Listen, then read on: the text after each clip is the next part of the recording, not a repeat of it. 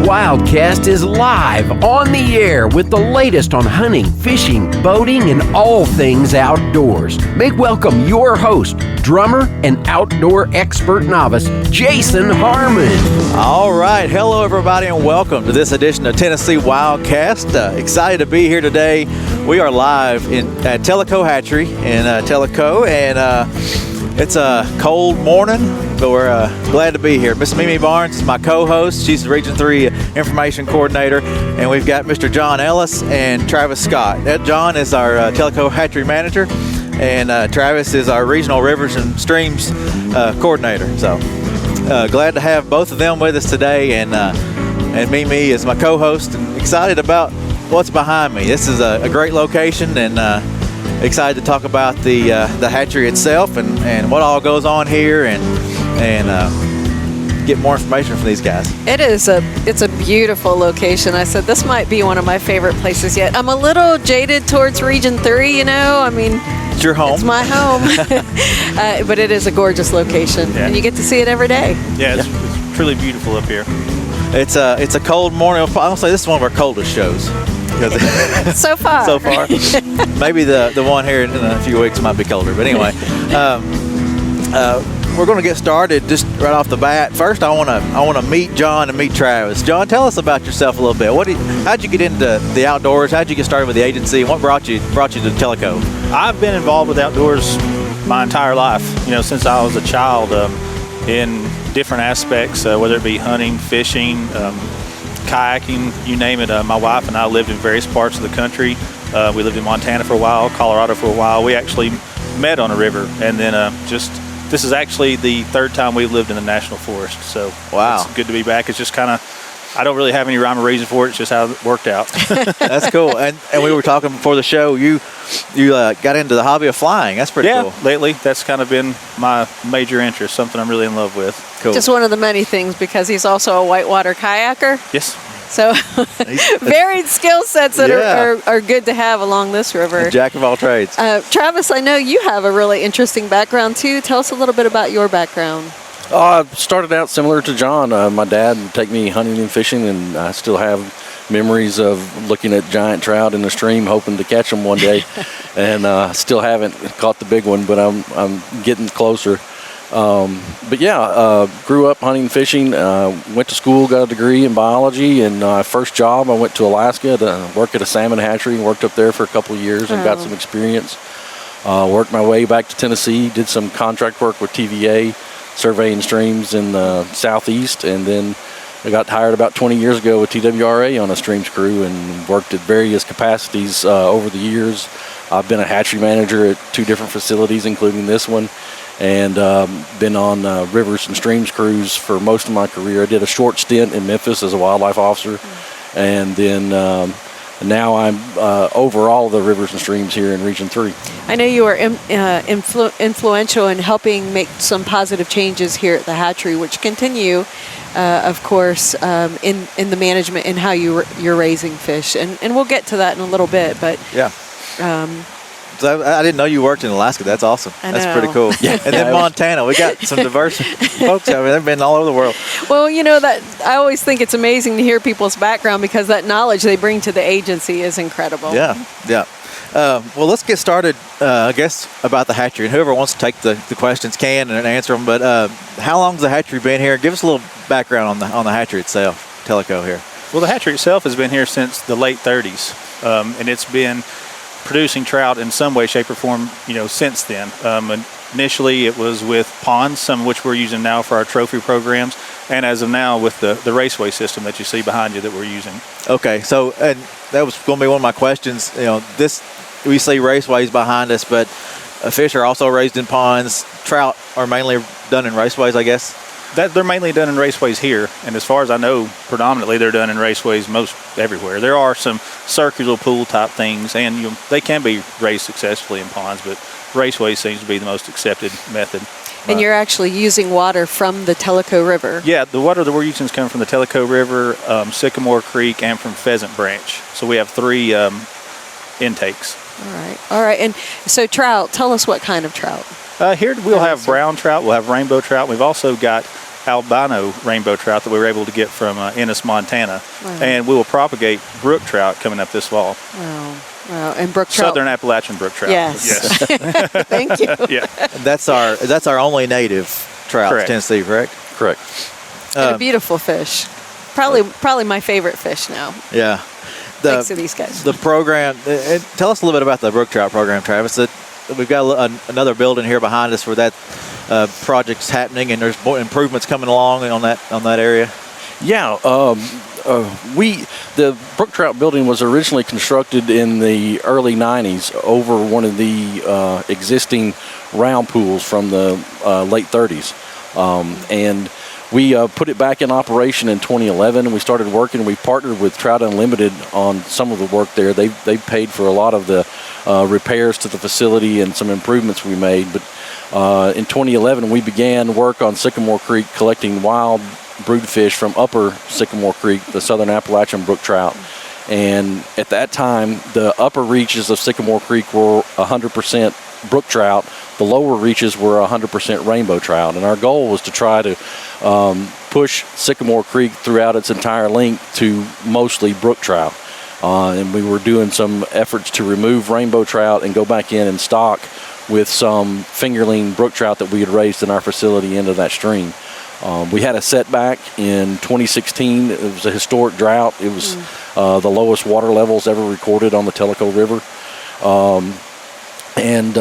So we had to drop back and make some adjustments, but we were fortunate this year we got a grant from TVA to purchase a chiller unit and some pumps and equipment to have a partial recirculating system. So we will have, if we run into another issue with low flows and warm water temperatures, we'll have the ability to adjust those flows and water temperatures so they'll be favorable for the trout. And that was one of the questions that we had for you is to talk, we wanted to hear a little bit about those improvements, knowing that we're in a time with higher water temperatures and that we might have some drought conditions, what improvements have been made and how do they help the trout survive? Oh, yeah. We've started... and John's really taking it to the next level here with some low head oxygenators, they're LHOs, and they actually inject oxygen into the water. That's one of the issues you run into with warmer water. It doesn't hold as much oxygen as cold water. And so as that water warms up, you have less oxygen. And of course, if you're feeding fish, they're consuming a lot of oxygen to process that feed and to grow. So you want to keep those oxygen levels high, and those LHOs help to do that. And that increases, I assume it increases or helps it maintain productivity of fish that come out of this. How far reaching is the stocking efforts with the fish that are raised at this hatchery? Well, we typically, during our stocking season, we'll hit Tellico Creek, Tellico River, and Green Cove Pond. But we've also expanded into, 8 streams into Polk County? That'd be correct, wouldn't it?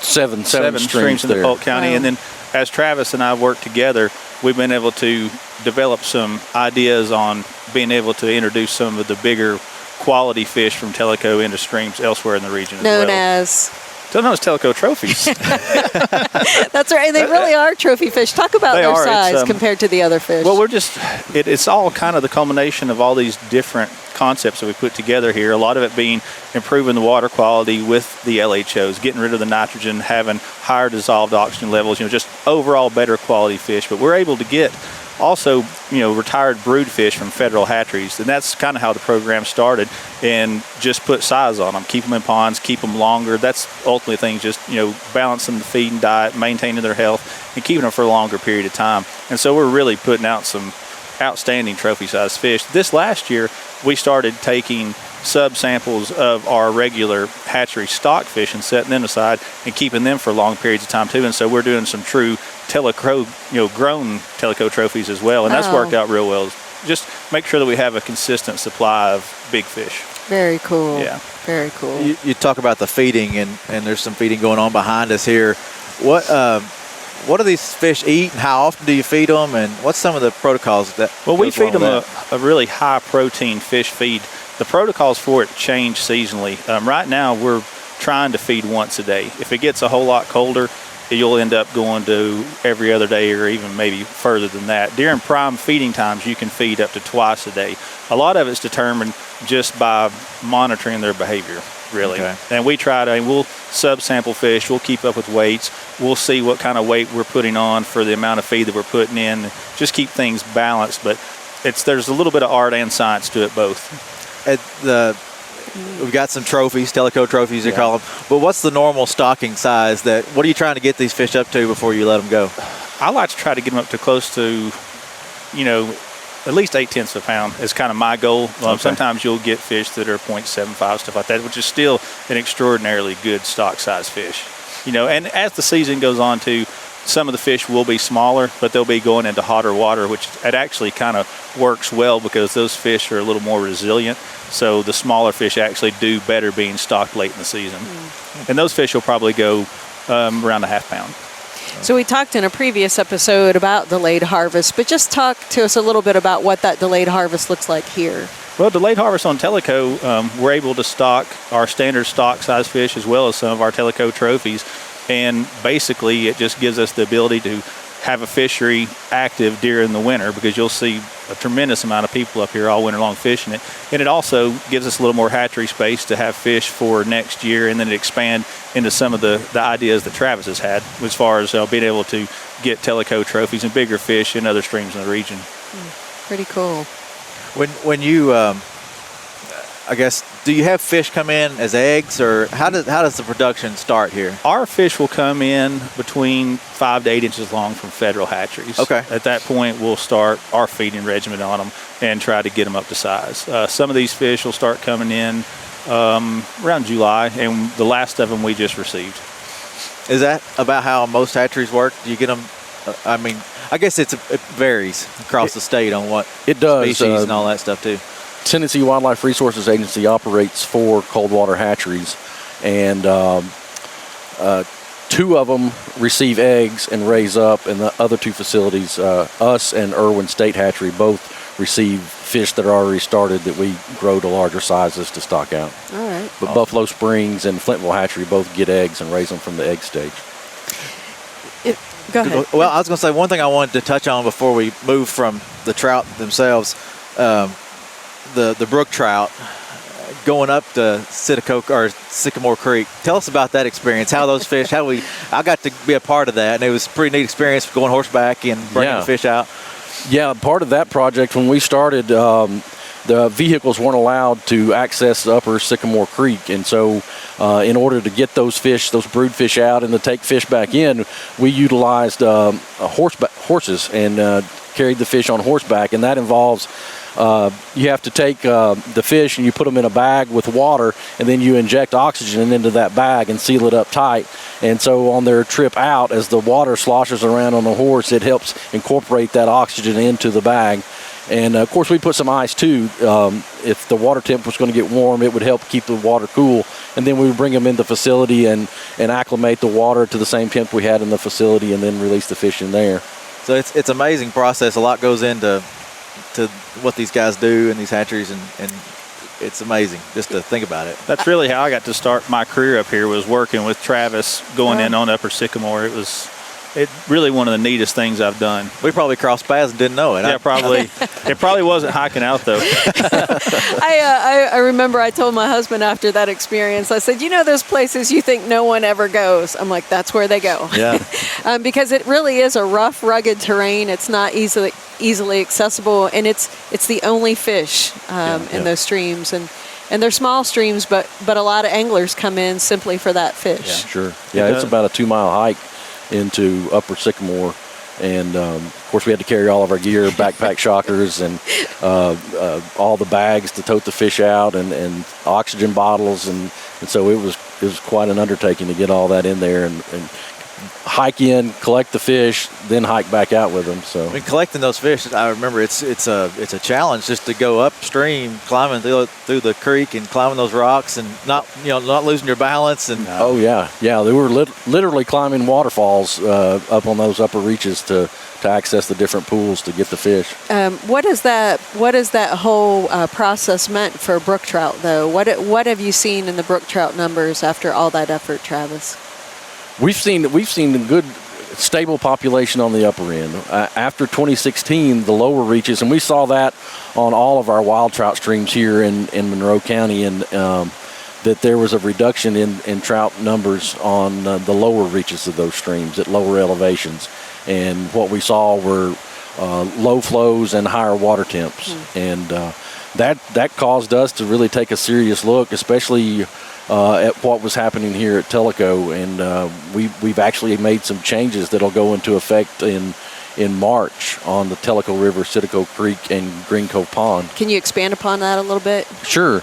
We had a series of public meetings to discuss what the data showed, and what it showed was that flows in July were 18% lower than historic levels, and flows in August were 25% lower than historic levels. And this is comparing data. There's a USGS gauging station on Tellico River and Tellico Plains, and it's been recording. It recorded water flow from 1925 to 82, and then it was out of commission until around 2000.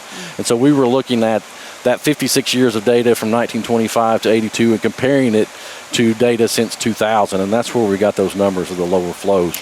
I think that's one of the important things that I always try to impress upon people. Management changes are most typically there for a reason. It's maybe sometimes driven by what the public is asking for, but a lot of times it's driven by that great science that you all are out there doing. Those changes were really necessary for us up here, because as we got into the later months, you don't know if you're going to have the water, and even if you do, the temperature a lot of times it's not very conducive to trout being healthy. So you put all this time and effort, like we've talked about, and science into making sure you've got the best possible product to put out there for the anglers, and then you're putting it in some of the worst conditions. So the changes that he proposed and that got passed should really help things. Good. In more ways than one. I mean, in the hatchery as well. Tell us what those changes are again. We started, historically, Tellico opened after the regulations went into effect March 15th, and they were in effect until September 15th. And the special regulations at Tellico, Citico are, you have to have a special permit to fish from March 1st. Now it's going to be from March 1st until August 15th. So just cutting it off a little bit earlier, helping with those warm water. We start earlier, and it ends a little sooner than it used to. We're still probably going to be able, what would happen is as the season progressed, the water temperatures downstream were too warm to put trout, so the actual amount of stream we could stock shrunk as the season progressed. And so when we start earlier in the year, we'll be able to stock the entire length of the stream, which is about 13 miles on Tellico River we stock. When we're in our full-blown stocking season, we'll actually cover 180 sites a day just on Citico and Tellico. It's 180 stops. And that's all done in what amount of time? One day. Wow. Yeah, we'll start That's at pretty amazing. 6 in the morning, and we'll end when we're done. Sometimes you get through it pretty quick, and then sometimes we've finished in the dark. But the thing is, up here, as you can see, it can be somewhat unpredictable. When we've hit some pretty crazy weather and winds and stuff like that, it's not unusual to have to cut a few trees out of the way to finish your day. Yeah. Talk to us about the number of fish that are stocked. If folks follow us on Facebook, they've probably seen the video of the truck being filled up with the machine and nets. Well, that's another thing that kind of goes back into managing in time, like he's talking about there. We can't, this March when we start off, we'll be putting close to 5,000 fish a week in the rivers. As the season goes on and water heats up, it'll start reducing from there. But during our heyday, we could be 4,700 fish to 5,000 fish a week. It's good fishing. Yeah, it is. And now that would be broken up between here, Green Cove Pond, and Tellico, Green Cove Pond, and Citico. And you do see visitors coming from not just within Tennessee, but from many other states away. Yeah, we have visitors from all over the place, really. Yeah, it's really pretty amazing where people will come from. And we also have a lot of really excellent educational opportunities here. We have groups, school groups constantly of all ages. We actually hosted some people that were doing measurements for NASA during the eclipse. So that was kind of a neat thing. Just this location, it draws people in good science a lot of the times. Tell us about the albino trout. I'm sure that's an educational piece there too. I mean, people interested to see those, and those are great trophies you were saying that y'all get to release. And they've been a unique experience. When I came to Tellico, when Travis went to his new position and I took his job, he had a nice green tank up there full of small albinos. They were very, very small. We didn't really know what they would do. And we just fed them, and they just kept on getting bigger and bigger and bigger. So now we've got these monster albino trophies, and we were able to get permission to stock them here in Tellico and Sitico and Green Cove Pond, and they've taken off well. I think we're going to try to continue it in the future. I believe that we'll be able to continue to get eggs. We're even talked about trying to spawn some. Oh, wow. Have you heard of people catching them? Oh, yeah. Okay. Yeah. They get caught. It's really funny because in the hatchery, they'll eat just about anything. But when you put them in the river, I mean, people think they're going to be susceptible to prey. They're going to be, easily caught. And a lot of times people will fixate on them and cast at them for hours. And I mean, they're tough fish to catch. Wow. They really are. But we do see quite a few caught. That's awesome. That's neat. And you were telling us earlier that, I mean, they get pretty wide. You were it's impressed with the size. Yeah, the girth on them, I mean, it's unreal how big those fish have gotten. And that's the thing, with them being albinos, we really didn't know what to expect in the long term. And now, what are they, 3 years old, 4 years old, something like that? Yeah. They're big fish. So, I mean, we're not seeing them slowing down. We're not seeing any weird health issues with them. And you don't see them, just easily picked off in the river. It's worked out real well. Go ahead. I got another question, but. Oh, I was going to say, so that's one of the edges. You all do so much down here with events. People can visit the hatchery. Talk a little bit about the major events that you have throughout the year. Our major events, well, I mean, as far as the hatchery is concerned, is we'll have 2 Project Healing Waters events, which Project Healing Waters is an organization that looks to help, veterans and even disabled servicemen with rehabilitation, whether it be, mental or physical, through fly fishing. That's and amazing. So, it's an incredible organization, and it's something that anybody that has the opportunity to should become involved with. We do a pond event up at Green Cove Pond, and then for 2 years now, we've actually done a river event that's been a huge success. So that's absolutely. You send the veterans out with guides. Yeah, Travis guides with us. We have several guys from the agency that guide, and then we'll bring in some local fishermen that volunteer and guide. And typically, each veteran will have a guide. We'll have the river in good shape for them. They'll take off and get a day of fly fishing in. And every year so far, it's been a great experience. When you see guys, I guess the greatest compliment that we get from it is at the end of the day, after we've eaten and everybody's had fun, most of the guys pack their stuff back up and go fish till dark. That's wonderful. It's a good thing. And it's good for them. You hear a lot of the guys, have real positive testimonies of what it's done for them. Wow. So that, and then we'll have in June our Tellico River kids fishing event, which is continuing to grow every year as well. And, that's for children. We've changed the regulations this year. It's going to be 15 and under, correct? I think 16. 16 and under. 16. Yeah, this is all brand new to us because it was not that last year. But and actually that's a good thing. It's going to kind of expand the opportunities because there's a lot of people that are 16 years old that would like to come out and fish with us. And we're also going to get a bigger stretch of river this year. So, our kids event, it's really been second to none. And then there's some more opportunities on there. It's being built right now with the Moment of Freedom Pier. Tell us about that real quick. Moment of Freedom Pier is being constructed, and it's almost finished. And it'll allow handicapped access to stream fishing, which is something that's, as far as I know, does not exist anywhere. Man, those guys will have the ability to, fish right there in a very, very good location that we can stock and watch over for them. So, it's going to change a lot of things as far as disabled access goes in Tellico and with our events, because when in some of these Healing Waters events and things like that, I mean, you find people that do have issues that need it. Easier access to the river, and it's going to be a really positive addition to the Tellico fishery. I'd say once that one gets going, they'll see how important and how beneficial it is. We'll probably have more of those throughout the state. Yeah, and it's really pretty. They've done a great job building it. It is pretty. Yeah, those guys are working hard. One thing that popped in my head before we ran out of time, you mentioned challenges, and I see these nets on top of these raceways, and I'm assuming that's to keep prey from preying on the fish. It might be to keep something else out of the water. It's just a general barrier to keep things out of the water. What's some of the challenges you run into? Do you run into problems with birds and things like that? Really not so much as far as things like that go. I mean, most of the challenges in Tellico are related to weather. Obviously the river runs right down the middle of the national forest, so we have a pretty heavy leaf fall, and that can be a real problem with intakes. things like Travis encountered when he was up here, when you don't have water, extreme temperatures. So a lot of the things that we face up here are environmental. You can have some, predators that'll enter the hatchery, but it's not been a consistent problem. And usually we're getting ready to actually redo those nets over there, and hopefully then that'll just add extra protection.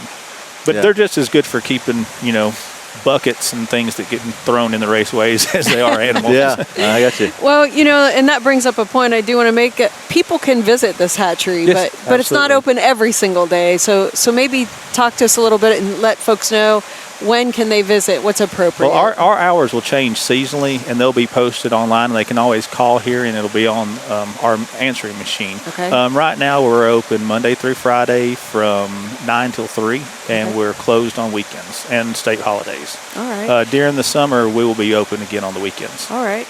And a lot of visitors, too. I have one other thing to touch on. Go before. ahead. Yeah.